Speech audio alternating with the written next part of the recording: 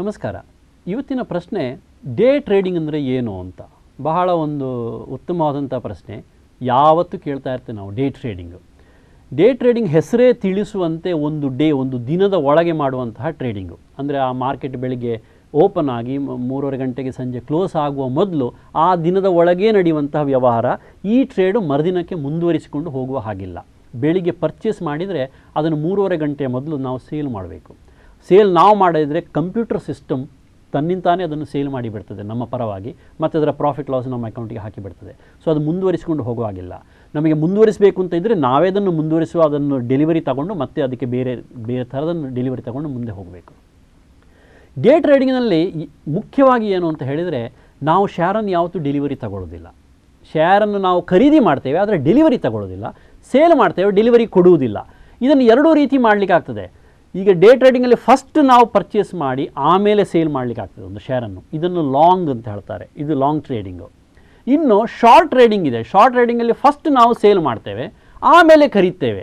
Short ಟ್ರೇಡಿಂಗಲ್ಲಿ market ಕೆಳಗೆ ಹೋಗ್ತಾ ಇರುವಾಗ ನಾವು ಫಸ್ಟ್ ಸೇಲ್ ಮಾಡ್ತೇವೆ, ಆ ಪ್ರೈಸ್ ಕೆಳಗೆ ಹೋದ್ಮೇಲೆ ನಾವು ಅದನ್ನು ವಾಪಸ್ ಪರ್ಚೇಸ್ ಮಾಡ್ತೇವೆ. ಸೊ ಆ ಡಿಫರೆನ್ಸ್ ನಮಗೆ ಪ್ರಾಫಿಟ್ ಆಗಿ ಬರ್ತದೆ. ಲಾಂಗಲ್ಲಿ ಫಸ್ಟ್ ಪರ್ಚೇಸ್ ಮಾಡ್ತೇವೆ, ಮಾರ್ಕೆಟ್ ಮೇಲೆ ಏರಿದರೆ ಮತ್ತೆ ಸೇಲ್ ಮಾಡಿದಾಗ ಅದರ ಪ್ರಾಫಿಟ್ ನಮ್ಮ ಕೈಗೆ ಬರ್ತದೆ. ಸೊ ಮಾರ್ಕೆಟ್ ಯಾವ ಗತಿಯಲ್ಲಿ ಹೋಗ್ತಾ ಉಂಟು ಅಂತ ನೋಡಿಕೊಂಡು ಲಾಂಗ್ ಅಥವಾ ಶಾರ್ಟನ್ನು ಮಾಡ್ತಾರೆ. ಇನ್ನು ಇದರಲ್ಲಿ ಇನ್ನೊಂದು ಮುಖ್ಯವಾದ ಅಂಶ ಡೇ ಟ್ರೇಡಿಂಗಲ್ಲಿ ಏನು ಅಂತ ಹೇಳಿದರೆ, ಈ ಶೇರಿನ ಫುಲ್ ಬೆಲೆಯನ್ನು ನಾವು ಕೊಡಬೇಕಾಗಿಲ್ಲ. ಈಗ ಒಂದು ಶೇರು ಒಂದು 1000 ರೂಪಾಯಿ ಇದ್ದರೆ ನಾವು 10 ಶೇರ್ ತಗೊಂಡ್ರೆ 10,000 ರೂಪಾಯಿ ಆಗ್ತದೆ. 10,000 ರೂಪಾಯಿನ ನಾವು ಅದನ್ನು ಖರೀದಿಸಿದಾಗ ಕೊಡಬೇಕಾಗಿಲ್ಲ. ಅದರ ಒಂದು 20% 30% ಮಾರ್ಜಿನ್ ಮನಿ ಅಂತ ಇದೆ.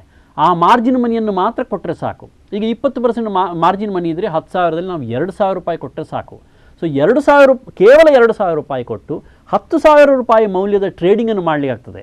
ಸೊ ಇದಕ್ಕೆ ನಾವೊಂದು ವಿತ್ತೀಯ ಗೇರ್ ಅಂತ ಹೇಳ್ತೇವೆ, ಫೈನಾನ್ಷಿಯಲ್ ಗೇರ್. ಅಂದರೆ ಒಂದು ಕಾರಿನಲ್ಲಿ ಗೇರ್ ಇದೆ, ಆ ಗೇರ್ ಹಾಕಿದ ಕೂಡಲೇ ಅದು ಯಾವ ಥರದ ಶಕ್ತಿ ವರ್ಧನೆ ಆಗ್ತದೆ, ಅದೇ ಥರ ಇಲ್ಲಿ 2,000 ರೂಪಾಯಿ ಕೊಟ್ಟರೆ 10,000 ರೂಪಾಯಿವರೆಗಿನ ವ್ಯವಹಾರ ಮಾಡಲಿಕ್ಕೆ ಆಗ್ತದೆ.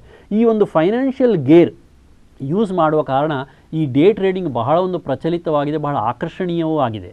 ಆದರೆ ಇದರಲ್ಲಿ ಸಮಸ್ಯೆ ಏನು ಅಂತ ಹೇಳಿದರೆ, ಈ ಗೇರ್ನಿಂದಾಗಿ ನಷ್ಟ ಬರುವಾಗ ಕೂಡ ಅದೇ ಥರ ಗೇರ್ನ ಪ್ರಭಾವದಿಂದ ನಷ್ಟ ಕೂಡ 5 ಪಾಲು ಜಾಸ್ತಿ ಆಗ್ತದೆ. ಹೇಗೆ ಪ್ರಾಫಿಟ್ 5 ಪಾಲು ಜಾಸ್ತಿ ಆಗ್ಬೋದು, ನಷ್ಟ ಕೂಡ 5 ಪಾಲು ಜಾಸ್ತಿ ಆಗ್ತದೆ. ಇದನ್ನು ಯಾವತ್ತೂ ಗಮನದಲ್ಲಿ ಇಟ್ಟುಕೊಳ್ಬೇಕು. ಇನ್ನೊಂದು ಮುಖ್ಯ ವಿಚಾರ ನಾವು ಡೇ ಟ್ರೇಡಿಂಗಲ್ಲಿ ಏನು ಅಂತ ಹೇಳಿದರೆ, ಚಾರ್ಜ್ ಕೂಡ ಬಹಳ ಕಡಿಮೆ. ಅಂದರೆ ಇದರ ಟ್ರೇಡಿಂಗ್ ನಾವು ಮಾಡುವಾಗ ನಾವು ಏನು ಕೊಡಬೇಕಾಗ್ತದೆ, ಇದರ ಬ್ರೋಕರೇಜ್ ಚಾರ್ಜಸ್ ಇದು ಕೂಡ ಬಹಳ ಕಡಿಮೆ. ಯಾಕಂದರೆ ಡೆಲಿವರಿ ತಗೊಳ್ಳೋದಿಲ್ಲ. ಯಾವತ್ತು ಡೆಲಿವರಿ ತಗೊಂಡು ಮಾಡುವಂತಹ ಶೇರ್ ಮಾರ್ಕೆಟ್ನ ವ್ಯವಹಾರಕ್ಕಿಂತ ಇದರಲ್ಲಿ ಬಹಳ ಕಡಿಮೆ ದರದಲ್ಲಿ ಡೇ ಟ್ರೇಡಿಂಗ್ ನಮಗೆ ಮಾಡಿಕೊಳ್ಳಿಕ್ಕಾಗ್ತದೆ. ಇದು ಕೂಡ ಇನ್ನೊಂದು ಅಟ್ರಾಕ್ಷನ್ ಜನರಿಗೆ ಡೇ ಟ್ರೇಡಿಂಗ್ ಹೋಗಲಿಕ್ಕೆ. ಈಗ ಒಂದು ಸಮೀಕ್ಷೆಯ ಪ್ರಕಾರ ನಮಗೇನು ತಿಳಿದು ಬಂದಿದೆ ಅಂತ ಹೇಳಿದರೆ, ಒಂದು ದಿನದ ದೈನಂದಿನ ಶೇರ್ ವ್ಯವಹಾರದಲ್ಲಿ ಸುಮಾರು 90% ಡೇ ಟ್ರೇಡಿಂಗೇ ನಡೀತದೆ, ಬರೀ 10% ಡೆಲಿವರಿಗೆ ಹೋಗ್ತದೆ. ಅಷ್ಟು ಒಂದು ಪಾಪ್ಯುಲರ್ ಪ್ರಚಲಿತವಾಗಿದೆ ಈ ಡೇ ಟ್ರೇಡಿಂಗು. ಆದರೆ ಇದರ ಬಗ್ಗೆ ಬಹಳ ಕೇರ್ಫುಲ್ ಆಗಿರಬೇಕು.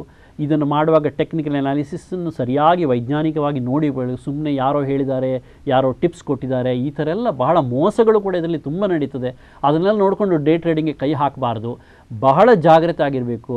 ನಾವೇ ಸ್ವತಃ ಟೆಕ್ನಿಕಲ್ ಅನಾಲಿಸಿಸ್ ಕಲಿತರೆ ಬಹಳ ಒಳ್ಳೆಯದು. ಅಟ್ಲೀಸ್ಟ್ ಟೆಕ್ನಿಕಲ್ ಅನಾಲಿಸಿಸ್ ಬಗ್ಗೆ ಒಂದು ಅಪ್ರಿಸಿಯೇಷನ್ ಆದ್ರದ್ದು ಏನು ಎಂಬ ಒಂದು ವಿಚಾರ ಆದರೂ ಗೊತ್ತಬೇಕು. ಇನ್ನೊಬ್ಬರು ಕೊಟ್ಟ ಅಡ್ವೈಸ್ ಅದು ಸರಿ ಇದೆಯಾ ಇಲ್ಲೋ ಅಂತ ನಾವು ಅರ್ಥ ಮಾಡಿಕೊಳ್ಳುವಷ್ಟು ಆದರೂ ನಮಗೆ ಅದರಲ್ಲಿ ಜ್ಞಾನ ಇರಬೇಕು. ಇದು ಡೇ ಟ್ರೇಡಿಂಗಲ್ಲಿ ಒಂದು ಬಹಳ ಮುಖ್ಯವಾದಂತಹ ವಿಚಾರ. ಎರಡನೇದು ಡೇ ಟ್ರೇಡಿಂಗಲ್ಲಿ ಮುಖ್ಯವಾದ ವಿಚಾರ ಏನು ಅಂತ ಹೇಳಿದರೆ, ನಾವು ತೆಗೆದುಕೊಳ್ಳುವಂತಹ ಕೇರ್. ಅಂದರೆ ಒಂದು ಸ್ಟಾಪ್ ಲಾಸ್ ಯಾವತ್ತೂ ಹಾಕಿಟ್ಟಿರಬೇಕು. ನಾವು ನೆನೆಸಿದ ಗತಿಯಲ್ಲಿ ಮಾರ್ಕೆಟ್ ಹೋಗಲಿಲ್ಲ, ಯಾವುದೋ ಬೇರೆ ನ್ಯೂಸ್ ಬಂತು, ಒಂದು ಸಡನ್ನಾಗಿ ಏನೋ ಅನಾಹುತ ಆಯಿತು, ಅಥವಾ ಸಡನ್ನಾಗಿ ಏನೋ ಉತ್ತಮವಾದಂತಹ ಏನೋ ವಿಚಾರ ಬಂತು ಅಂತಾಗುವಾಗ ಮಾರ್ಕೆಟ್ ಸಡನ್ ರಿವರ್ಸ್ ಹೊಡಿತದೆ. ಆ ಮಾರ್ಕೆಟ್ ರಿವರ್ಸನ್ನು ಹೊಡೆದ ಕೂಡಲೇ ನಾವು ಅಂದಾಜು ಮಾಡಿದ ಗತಿಯಲ್ಲಿ ಹೋಗಲಿಲ್ಲ ಅಂತ ಆದ ಕೂಡಲೇ ಸ್ಟಾಪ್ ಲಾಸ್ ನಾವು ಮೊದಲೇ ಸಿಸ್ಟಮ್ನಲ್ಲಿ ಹಾಕಿಟ್ರೆ ಆ ಬೆಲೆ ಬಂದ ಕೂಡಲೇ ಆ ಶೇರ್ ಮಾರಾಟ ಆಗಿ ಹೋಗ್ತದೆ.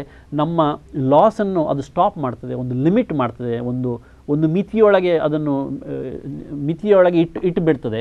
ಇದರಿಂದ ನಮಗೆ ಬಹಳಷ್ಟು ಒಂದು ಸಂರಕ್ಷಣೆ ಒದಗ್ತದೆ ಮಾರ್ಕೆಟ್ನಲ್ಲಿ ನಾವು ಟ್ರೇಡ್ ಮಾಡುವಾಗ. ಇದೆಲ್ಲ ಒಂದು ಡೇ ಟ್ರೇಡಿಂಗಿನ ಬಗ್ಗೆ ನಾವು ಮಾತಾಡುವಾಗ ಇದೆಲ್ಲ ಬಹಳ ಮುಖ್ಯವಾಗ್ತದೆ.